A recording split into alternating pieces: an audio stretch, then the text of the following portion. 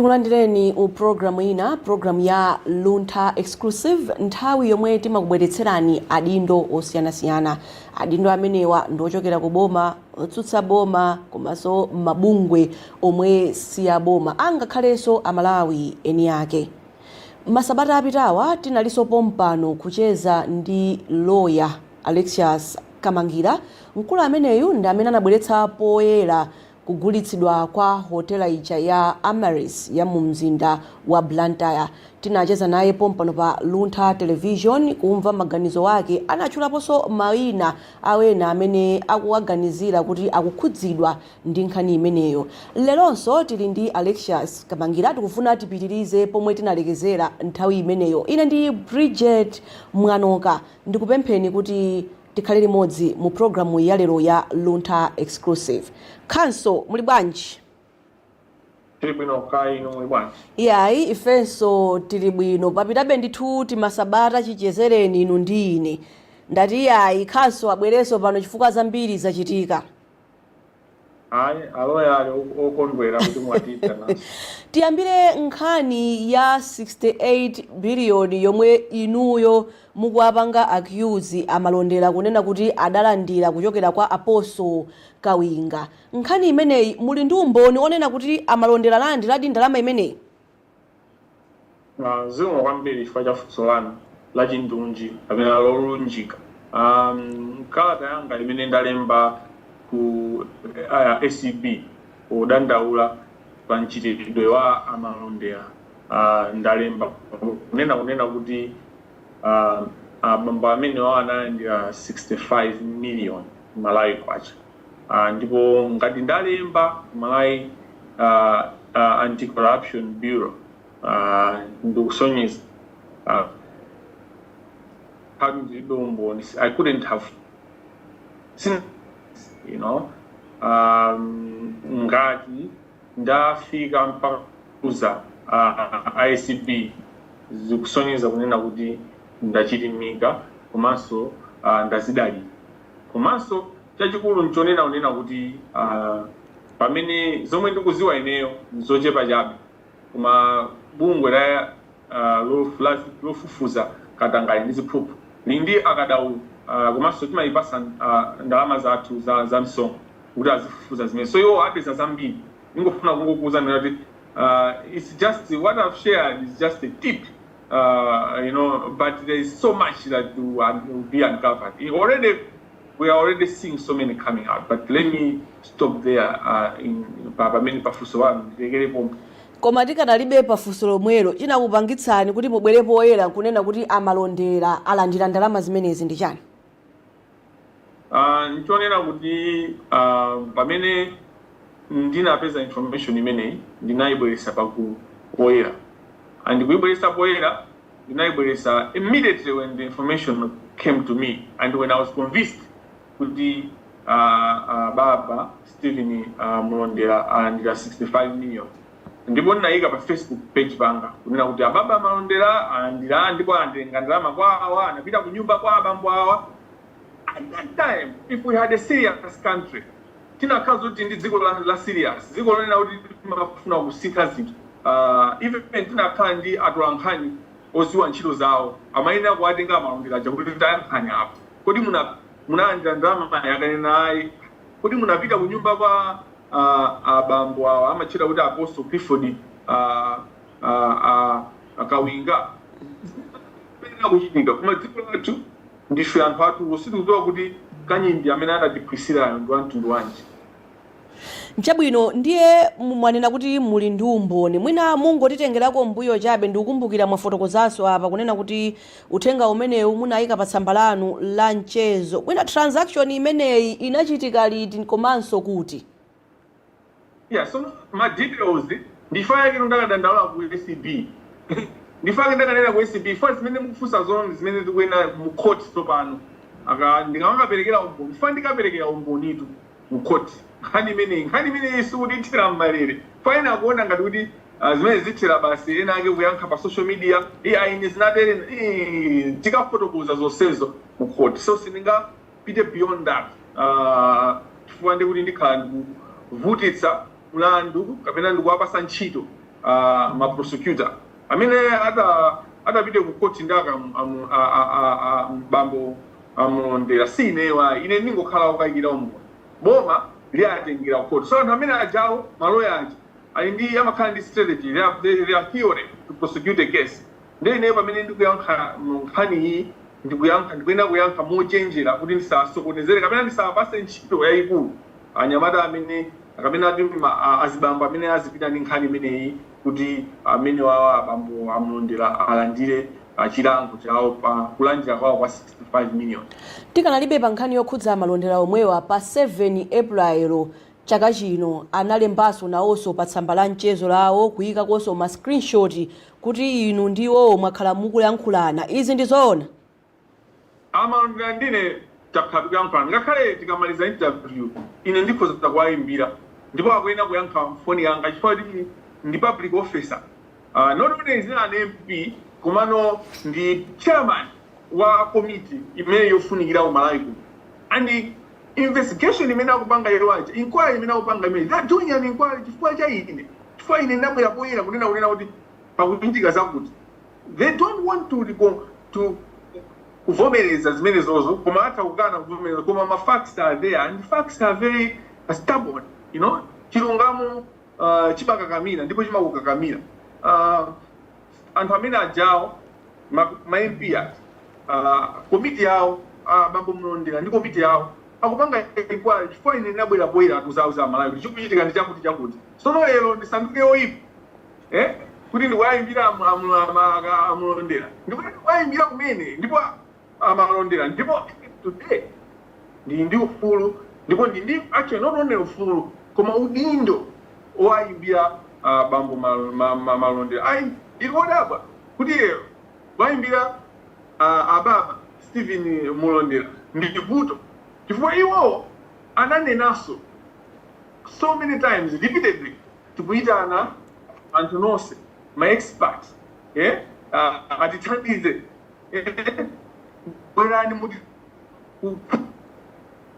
lero kwayimbira kukhale futi ndiye mwina just to be clear mukayimbira kapena mukamayankhula makhala mukambisana zotani just to be clear zonesesa kunena kuti agwire ntchito yawo moyenerera ndiye ponena asalikaneyo ndipo tiayimbira sizinati as long as anthu achatu akamapanga zimene akupanga zicha pa TV pachama kamaonera they are being paid for doing what they're doing and they are paid kugwirisa ntchito misonkho yathu so amalondera tiayimbira ndithu ndipo tikamalizaso interview tiayimbira kuti interview mumvere chabwino khanso tsopano ena akumanena kuti mwina inu ndiwo kuyankhulana mukukhala ngati kuti mukusokoneza kalondolondo yemwenso iwowo akupanga inunso ngati mmodzi odziwa za malamulo izi ndizoona ndaboza zimenezo zozerezeka kumanena kuti lero azinena kunena kuti kuyankhulana ndi bambo Stephen Mulondera ndi zolakwika chifukwa chaya secretary ya Parliament mwafufuze my journalists before they started this inquiry. Secretary of Parliament reached out to me to ask me for any evidence that I have.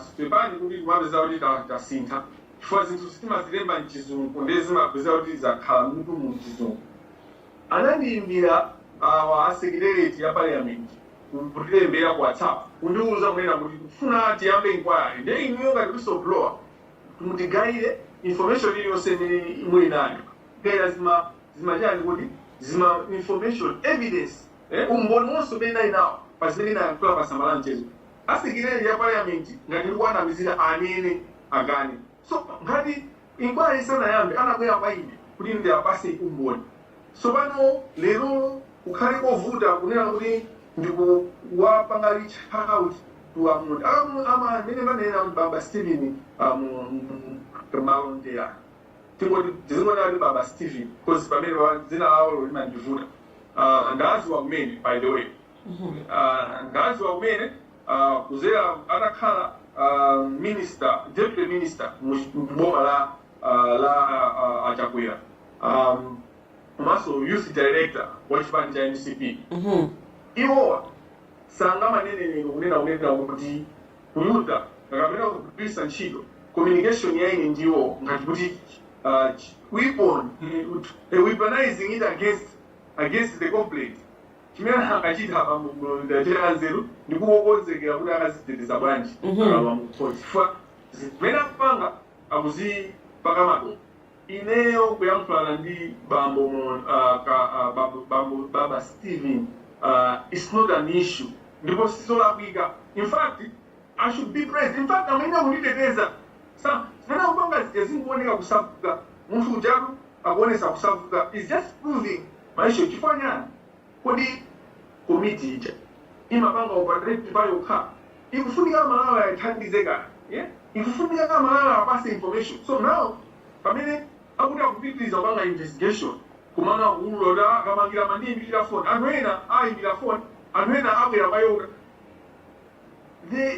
everything chiyo simeji kuchitika ndichonena kunena kuti ndizosekesa ndizochitisa manyazi ndiponso ndizozisisa kuti munthu wamkulu ngati ameneyi why is he behaving ngati munthu osazindikira chifukwa the investment he's doing on media zingopeka mphamvu kudandaulo langa la USCP ndipo ine pamozitu ndingosekerera amapita zimene akupanga ndingosekerera ndipo majournalist pilani ndithu pa ababa Stephen Kamba ayankule chifukwa kusimanga implicate as much as the more he speaks the more case ikhala yophweka to the prosecutors. Ichabwino kuchokera pa nthawi yomwe inu ndine tinachezaso pompano analiponso kuti anthu ena amene akuganiziridwa kuti akukhudzidwa ndi kugulitsidwa kwa hotela imeneyi asanakumane nayo komiti imeneyi ngati Frank Mbeta, Aprisi Kaponda Ngaga. Ndikukumbukiranso bwino lomwe munanena kuti nthawi yomwe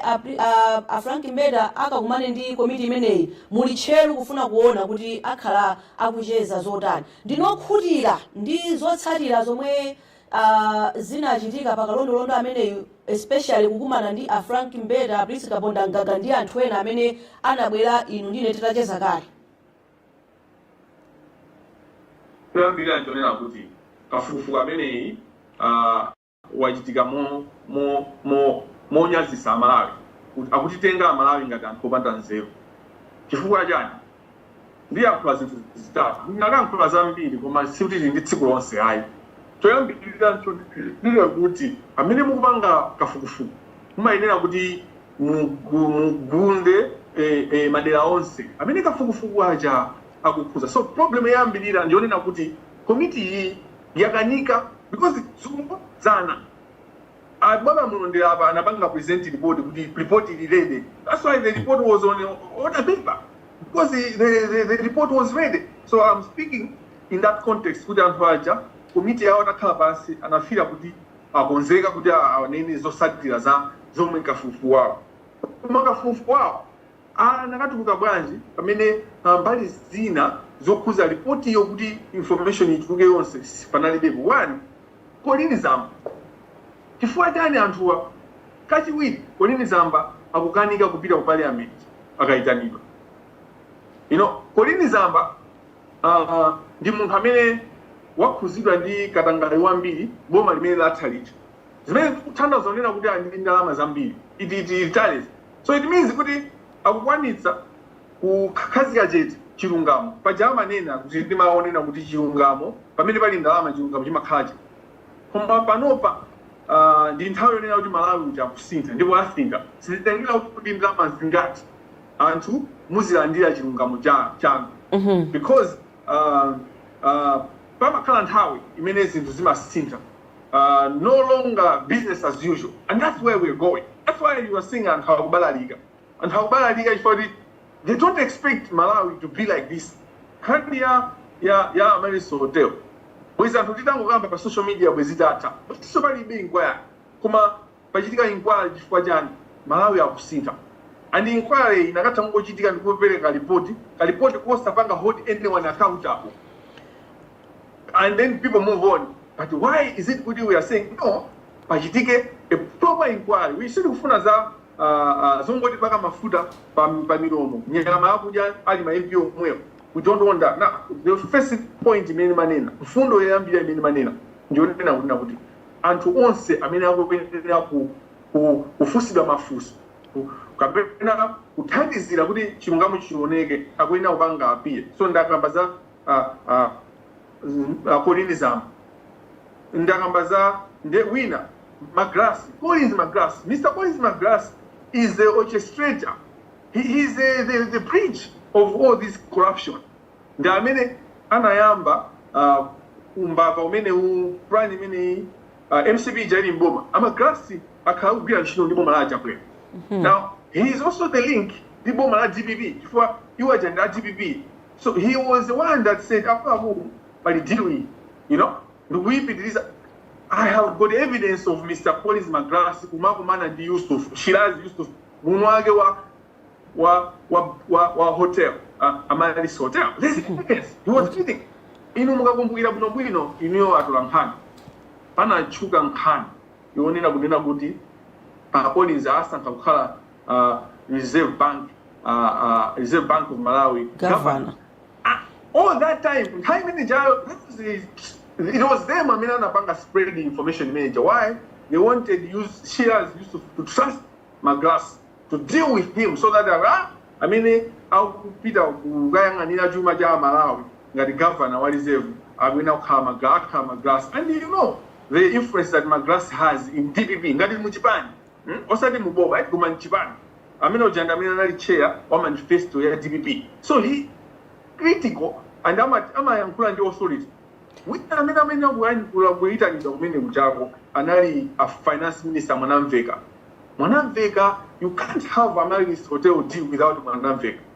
And the Manamvega has been in front of Bakaria Katangalwa Malawi for a long time. You know, Nhania Malawi Savings Bank, he was at the heart of that. He has been embedded and embroidered in so much corruption.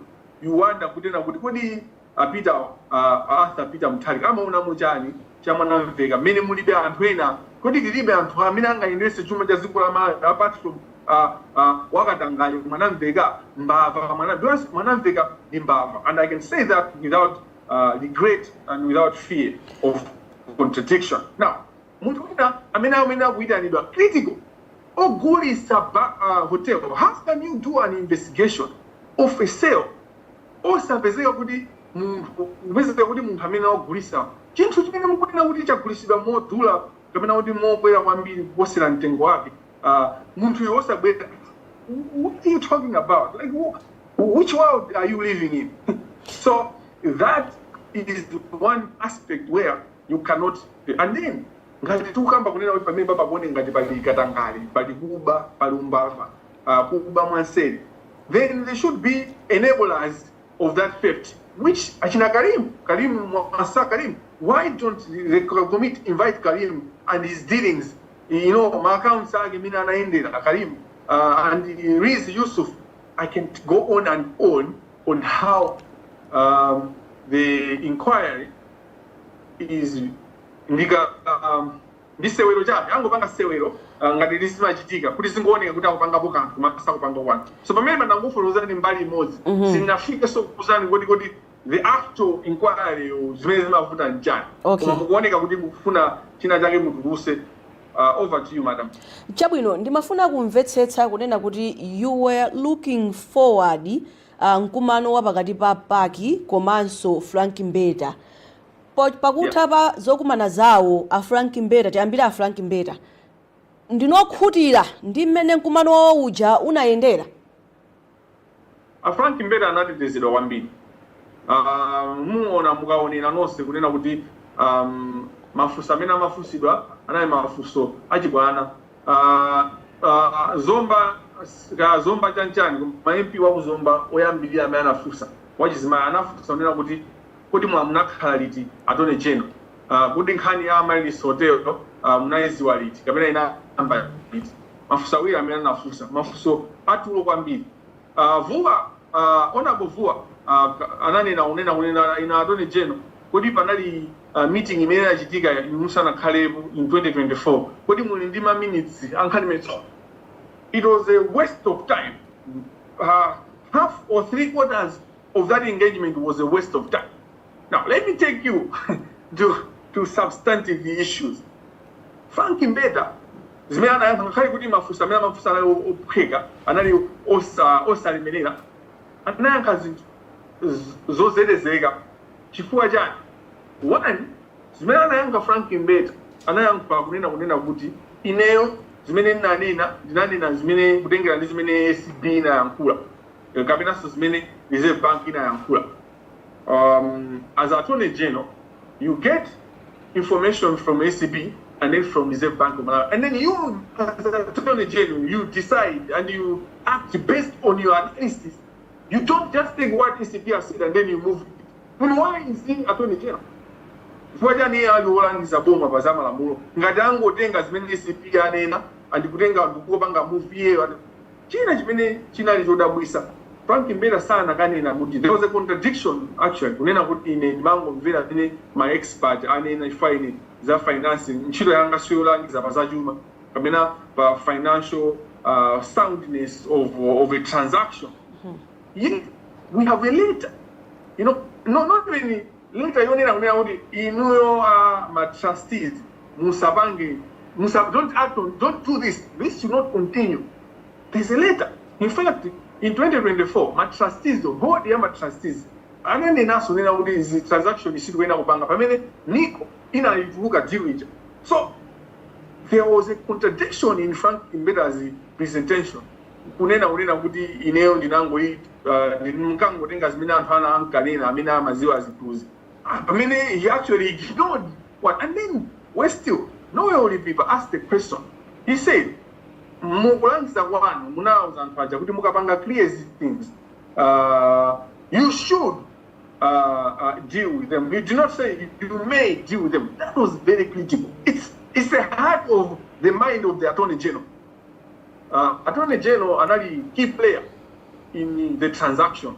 Ndi nyamata amene anathamanga nayo deal with kuti ndalama zija zituge mene zinatugera. He was at the heart, and the facts are there, you know. So the committee failed to bring this out when it was clear.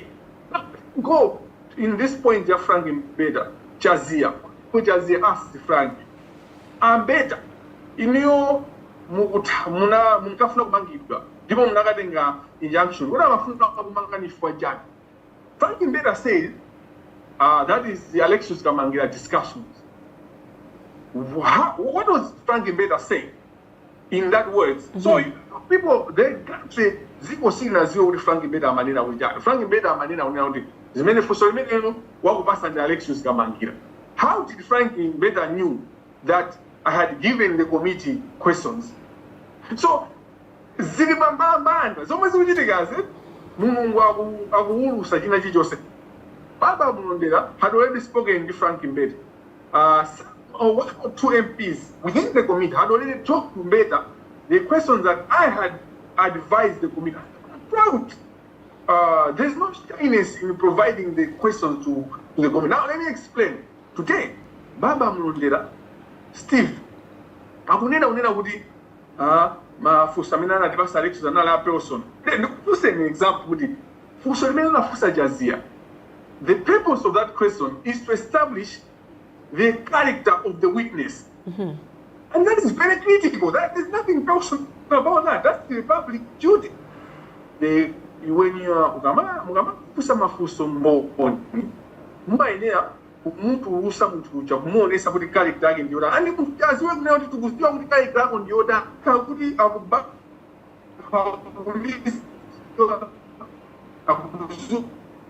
akutetezi mbava. They don't want the truth to come out, and that's why they can be saying nonsense that they are saying publicly. Chabwino ndiye mukuvomereza kuti munapereka mafuso ku komiti kuti afuse Mbeda. Mwina apa mafuso amene munaperekawo ndi angati amene anafusidwa, komanso intoto munapereka mafuso angati? I gave 7 questions. I can say that proudly. And the akamabwera sayina musu, I'll give the committee questions that they can. I would make suggestions. Akamabwera Zamba, I'll make suggestions what questions to be asked. Akamabwera when I ask questions in my class, I'll give them questions that they should ask questions. There's nothing to be ashamed of that. in terms of how many questions were asked, let me leave that for try before zikubezeka kuti zikupanga implicate anthu amene mwinamva mafunso amene wandu kwagwisa ntchito pa inquiry paja. And by the way, ndingonena studina jofunikira ine Honorable Jazia sinankwepo now. How did he get that question? Because the question he asked later on that is a question that I proposed to the committee. So I'm on the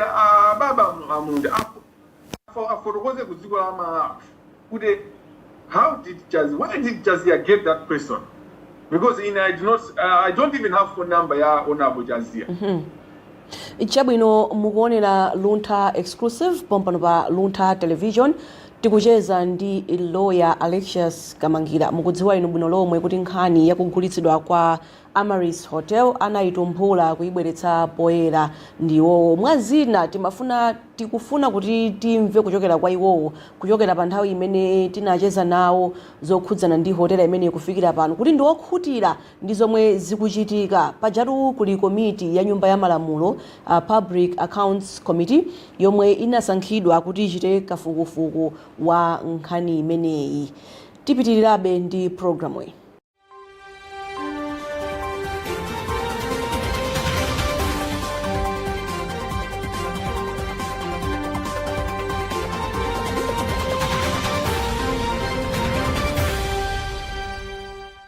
Mukuonera Luntha exclusive pano pa Luntha television pomwe tikucheza ndi counsel Alexious Kamangila amene anabweretsa poyera nkhani yokhudza kugulitsidwa kwa malo ofikira alendo a Amaris Hotel.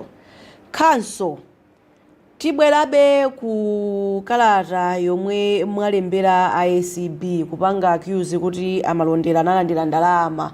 Is it a right time for you to accuse amalondera pakadali pano pamene inquiry ili nkati? Why now osati poyamba pa inquiry ija? All right, so amanena unena kuti maza akataika satani kodi saoleka nthawi yake ndino sili kudikira kuti maza ataika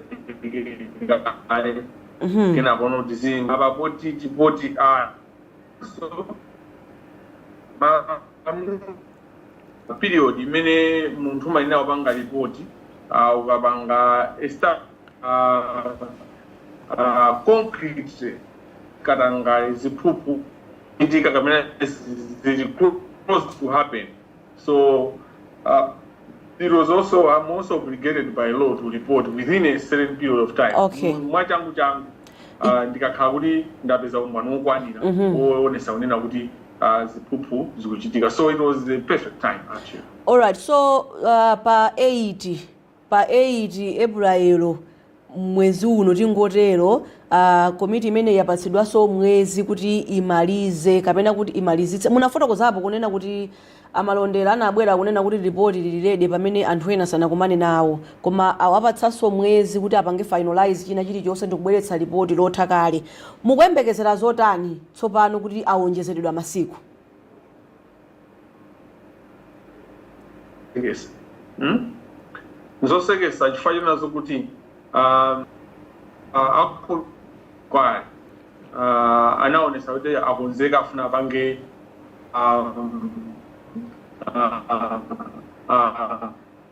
report in Parliament, in chambers. All of a sudden, akunena kuti the continuing the investigation, the inquiry, kufufuza. They owe us an explanation why they felt it was time to pange this report. Pamene seen how they are increasing with 30 days because now that there are 30 days and it was a why they have changed their mind, because these questions that are being made and this is a public inquiry, so they need to tell us why kena watengaso 10 years right, and I think 10 years I would take us to 10 years left. Akuenea kuti fotokozea pamene aufuna kuwapanga hoda. So this is where people lose it. Pamene timagona tulo ndiponena kuti I mean, hold accountable people. They also have to be accountable. The whole process. So, but me and me start invest. You for any we gunda committee. Hey, we no. The moment they are holding other people accountable, they also have to be accountable. They are also accountable. The process throughout the whole process. There when the photo was very good. Chimenechi na bangisa kuta neno kuti azometa easy to say report mwaka changu because anani pa changu kutu anani pa majawi alimba kali zufus apesa kali kuti changu all the time they need to explain to us akwina for kuze kuntundwa mala kuti tasintandi yani kifanya na kufuna 30 days kifanya na because that's the taxpayers money and in ndifuna ndipe kunena kuti a president after Peter Mutharika they should make available ndalama kwa committee kuti azilandira allowance akapanga work outside working time. We don't want them to work for free. They should be paid, and they should be paid well. And that's how you fight corruption. You know, what drama tutani nazo? Because no even handwa the committee how you say mena ka be and chito. And so that will be required to carry can chito within to pass an allowance whatever you need. Ichabwino ndiye committee manager and when I say committee manager, I don't mean the current fact people. I mean the committee manager as in the public accounts committee, whatever that committee is called. Yeah, ama ichula momo ndithu kuli public accounts committee yolondoloza chuma cha boma ku nyumba ya malamulo. Tikanali pomwepo pa 30 days yomwe yapatsidwa inu mwalembera ACB kuti pange investigate kodi committee kwenera kupitiriza kugwira ntchito ngakhale pali kafukufuku amene bungwe loona zakatangale ndi ziphuphu mdziko muno la ACB likhalenso likufufuza zakachitidwe kawo kogwira ntchito.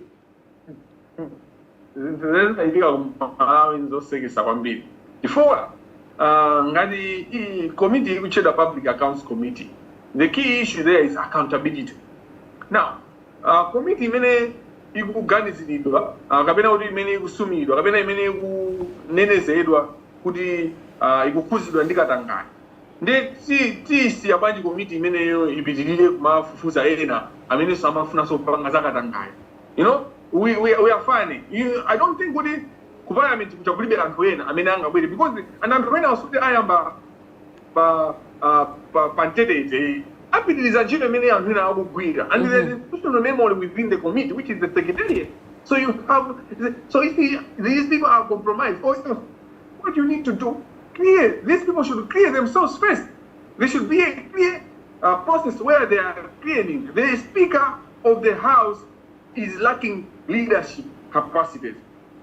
Suleiman akuonesa kulephera kokhala mtsogoleri wa nyumba ya malamulo. Before I've listened to him and I listen to these people. I'm allowed if I sitting better. We don't listen.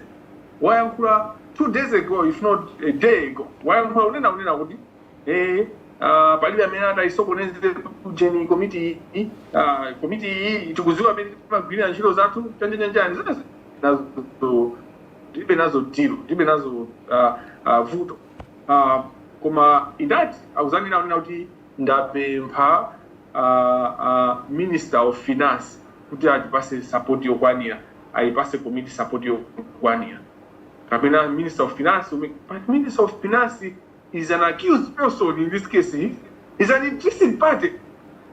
Minister of Finance on the criminal ndikunena uja amali 128 billion 128.7 billion sina katuka ngati mwanamveka sana ni mudiro mwanamveka ndiye wakubayo together the police the key people the police command in the institution winner Frank Mbeda na mina mathamangisa zinto and but the report imena amafuna kubanga present in the denial and I've had it longer than people think.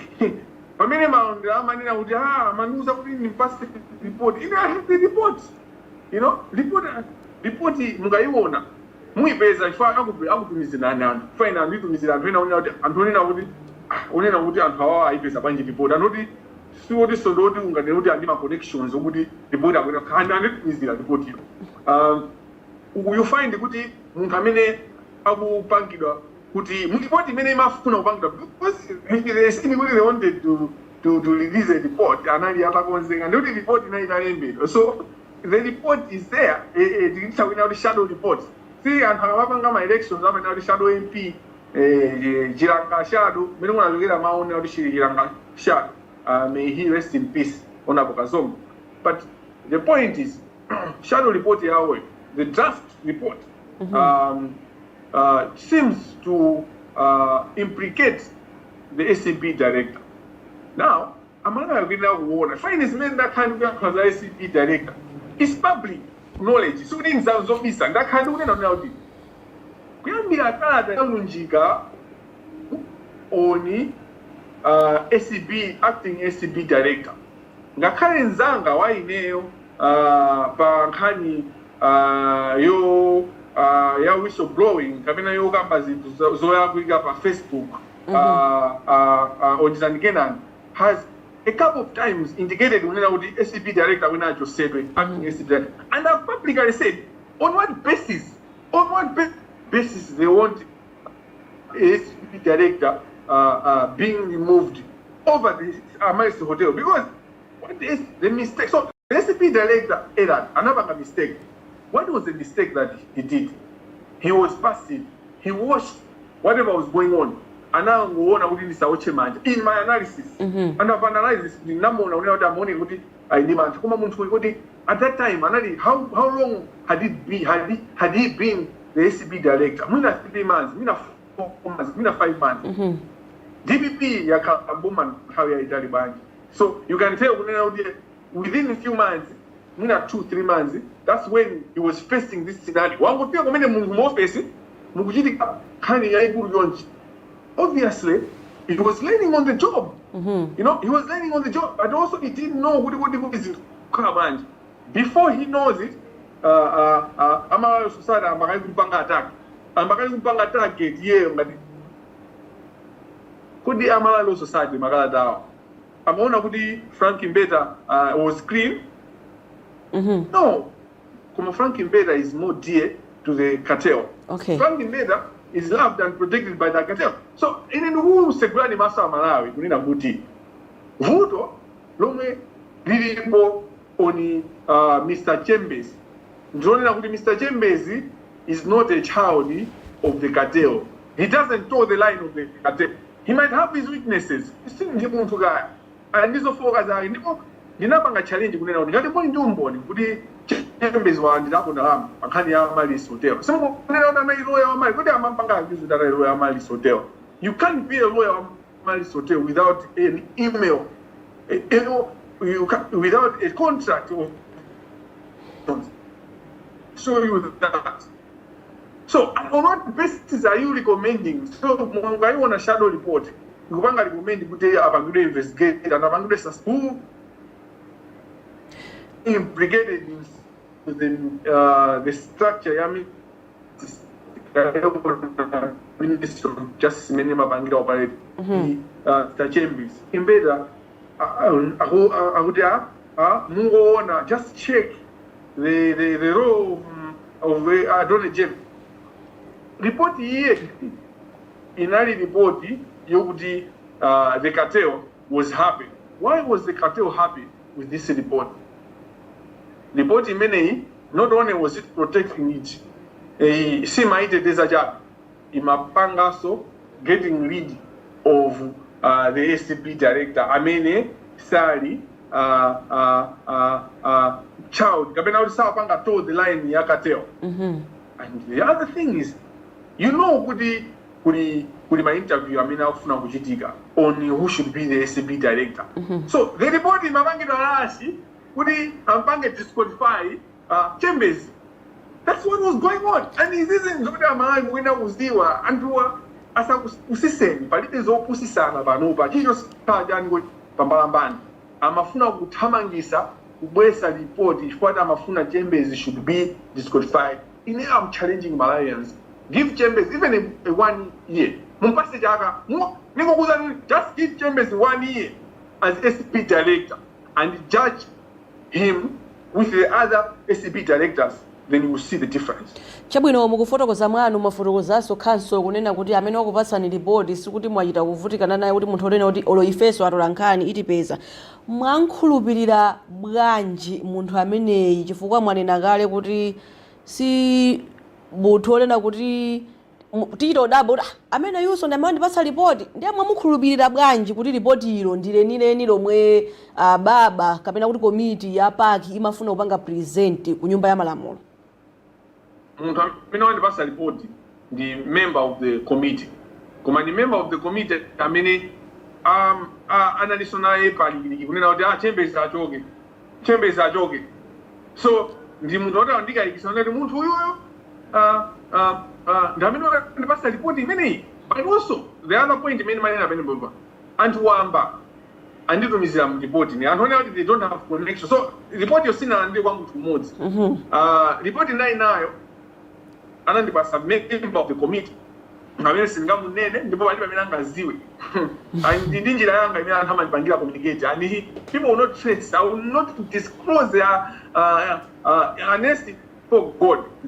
But anthu wamba singakuuze ndifandino asatana mone sesa munena kuti mfinye munthu amene amundipatsa information. And information ili kwa inezi bwera immediately. Whatever is happening in the committee, I have what is going on, and you will continue like that because that's the only way to secure the process. You know, the kuzika zintu zabambamba, that's the only way. So mafuna unena kuti other than muntu wa mu committee amene andipatsa report, the moment the report was coming, was ready for submission before the chamber. Papezekaso kuti anthu osiyana maloya anthu ogulitsa magalimoto anthu anditumizira report imene inbox kwanga kwazaza paiwo sakudziwa kuti report yo ndinayo kale aliyense akungotumizabe. Chabwino mwafotokozaponso kunena kuti mwina achembezi kungowapatsa chaka chimodzi atha kusintha zinthu. Chifukwa chani muli ndi chikhulupiriro choona mtima mwa achembezi? One, chembezi atasankhidwa Chambers atasankhidwa panalembedwa kalata yonena kuti chambezi mwasankha mwalakwika sumayenera kusankha mayenera kupanga ma interview. Attorney General anazayankha kuti munthu sikuti amusankhe kuti akhale director of SCP, amusankhe kuti akhale acting director of SCP. Ndikhulupirira kuti inu ngati atola nkhani mukudziwa izi. Chachiwiri nchonena kunena kuti shadow report imene yayendera you can see kunena kuti ino zona oipitsisa pazosezi ndi you know, so that the cartel can never watch their own being sacrificed easily. They fight. That's why Frank Mbeda has not been called out even in the Malawi Society memabanga report yao yonena uta kuli whistleblower. They never called out Malawi Mbeda. They never called out Mwanamvega. They never called out the Reserve Bank of Malawi. You think kunena kuti mungamange transfer 28.7 billion without the Reserve Bank of Malawi being involved? All the letters that have been shared or the Malawi Society communicated, they never called out National Bank. They never called out National Bank. Why? They never called out even MRA, because MRA is involved in this criminality as well. In what way? Amina Mamanga, hotel manager Amina Mamanga, they were exempted from tax. Anamanga Jindime Jobanda Kubereka Misong. On what basis? You need to explain.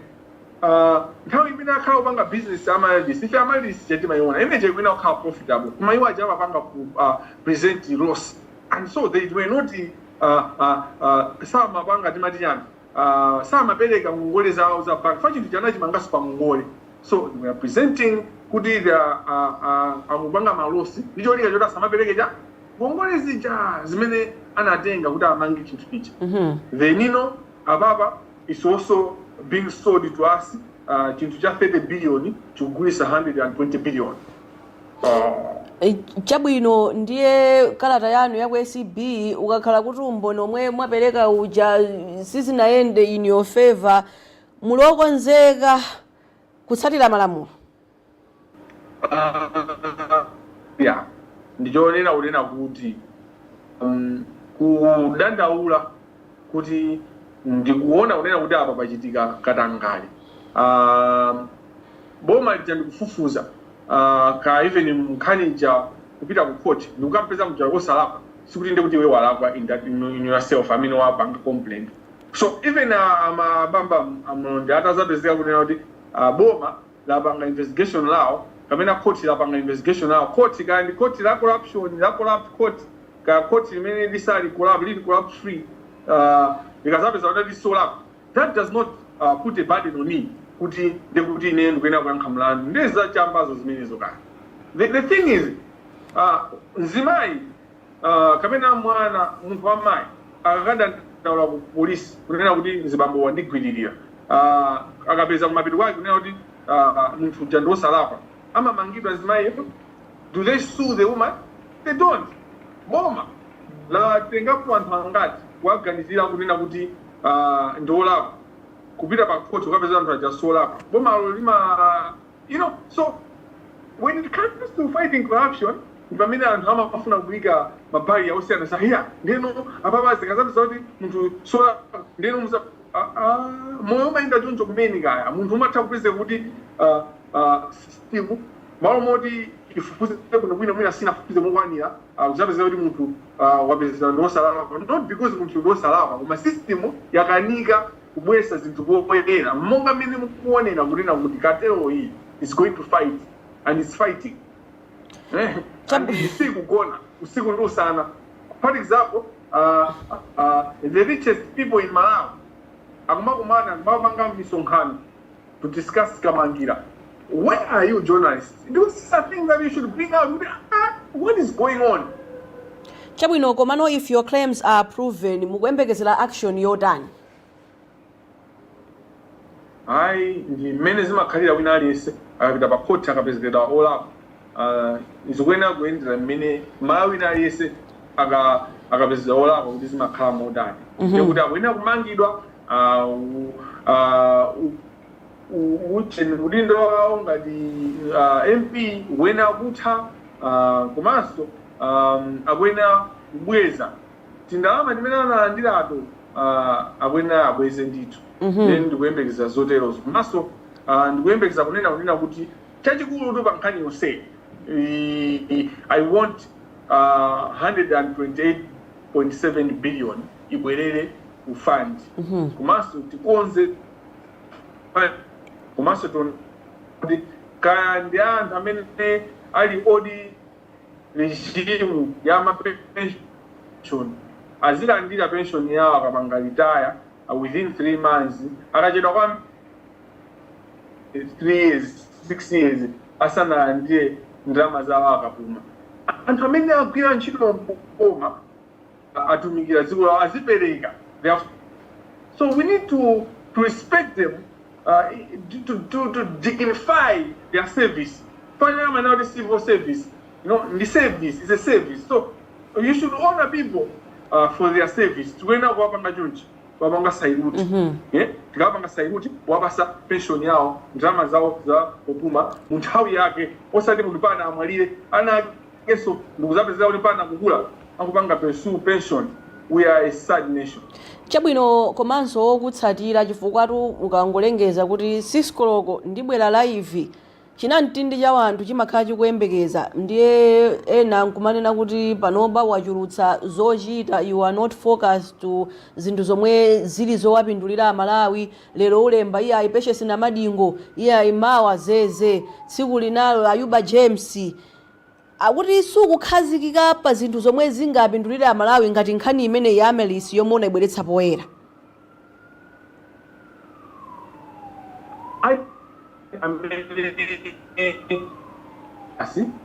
Iyeyo apita azikapanga focus moyo mwake ndipo azikapanga focus zimene malangizo anga azilangize iyeyo moyo mwake aziona kuti moyo wanga kuti kupanga focus masa azifuse kunena kuti iyeyo pankhani yomenyana ndikatangala opanga pochani chifukwa ineyo ndimadana ndikaganizira kopepera kokangati kuti ndasandukano kapolo, because what people are doing, this is what you don't see. Zimene tamsumaona anthu amene amakusatira amatha kusandusa kapolo wawo, and that is not going to happen with me, because they want kuti chifukwa akundisatira ine I don't need people to follow me. That's the other thing. I don't need people to follow me. I want people to follow what I'm saying and to act. You know? So, even if I count 2 followers, I'm going to do what I'm doing. Because the message I don't need followers. I need actors. Hello? In a sense, so I'm not Saturday. You funa and as many and that's the way we are going to this beast called corruption. Even yakazilika umalawi. Katanga ijitana naye sisi tukutana naye ndipo zikuchitika and situkubwera mbuyo umasantha kamani now 2 years the same thing 2 years osalipidwa for free without public funding without chanchani ndazinira kuti ndikuluza focus mutu mwawo mukuyenda amene alisa amene akunena kuti Kamangila kuluza focus. Is he thinking does he have a say of a brain? Because if I have done some things that the ACB has failed to do over the years.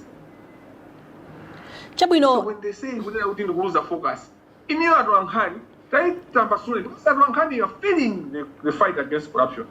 Mukukaniga ukira chiro yanu, bankondo limba ndiko. My narratives are in TV. They are the ones that are sharing misleading people. So you are guilty of allowing Zigoba, Ukalano, source of information for people. MISA has got a lot of explanation to do in terms of the misleading, how the population is being misled. You know, Bungwelano Adwanghani, Mukanika Gwina Chito, Mukanga my elections, Usaka Adwanghani Mundi Zisanko, Mwaka Mbirane, you should wake up. Mukugona. Ndipo ambiri mwainu amene muli atsogoleri kwa Adwanghanigo. You are part of the corruption. Times TV, Times in general, Times Radio, Times Online has not reported anything on my complaint to the ACP. That's not an that's not a, what can I say? Is this what is Angoshiti? There's something going on. Times is captured. Chabwino popita kumapeto tupita kumapeto taonoti takhalitsapo pano muchito omwera madzi mukuyembekezera zotani kuchokera bungwe lothana ndi katangale ndi ziphuphu komanso amalawi eni yake pofuna kuthana ndi katangale amene wamanga nthenje mdziko muno. Kumwera madzi fine engine yanga ndiyotentha sindichita manyazi kuti ine ndotentha ndicho ndebe napaka engine chaikatentha ndimafunira kuyizizilisa isaboile isafike pa boiling point.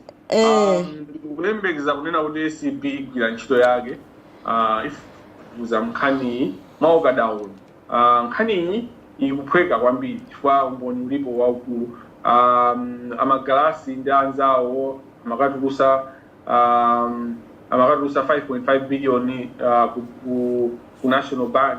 Zimene zili pa kamera sukuliso zovuta ayi kodi chifukwa chani anthu amakatulusa kashi imene itu ndimene amakapanga bribe nayo anthu komanso imene amafuna kupanga kusowesa ndalamazi kuti musazipange trace boma kuti sazipange likapo koma chinanso chimene mwina ndinganene nchonena kuti anthu ena akunena kuti ACB is implicated.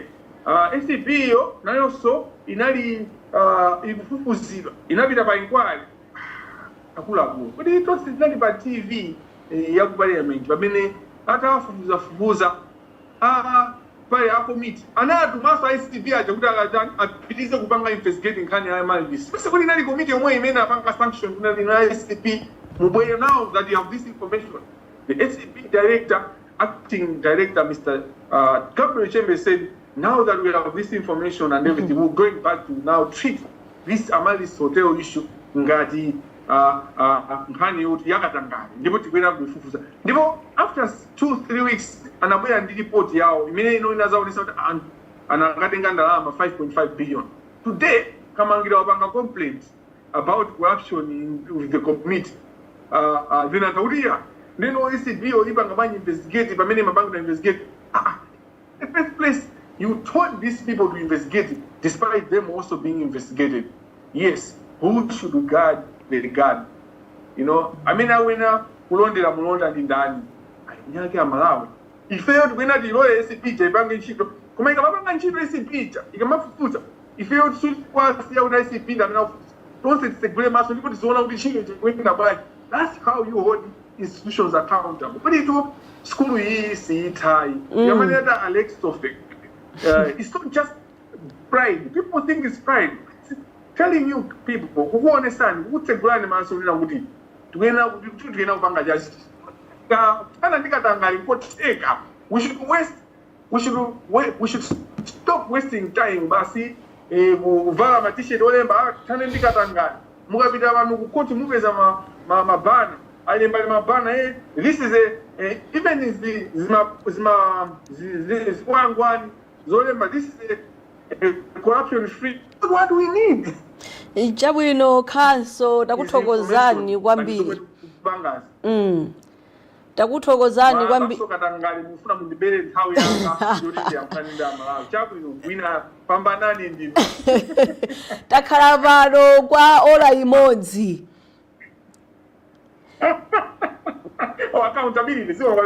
Tathokoza kwambiri chifukwa mumakhala pomwepo tikanena kuti ayi ticheze tipatse progress ya zinthu momwe zikukhalira ngakhale tikudziwa kuti ndi nkhondo chifukwa pali nkhondonso zambiri zomwe mukumenya iya itamiya ja iya kutere bakili ulusi